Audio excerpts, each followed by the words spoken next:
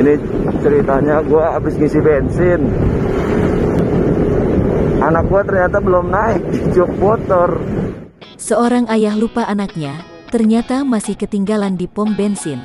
Sebuah kewajaran jika manusia lupa terhadap suatu barang.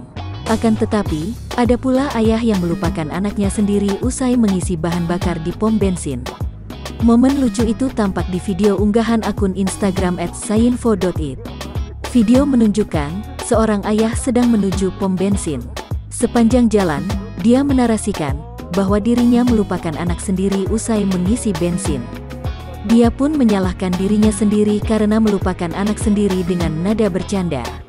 Di kolom komentar, si ayah ternyata mendapatkan pembelaan dari warganet.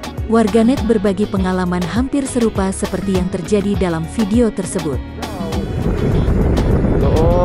Ada. Nih dia ada di depan pom bensin nih.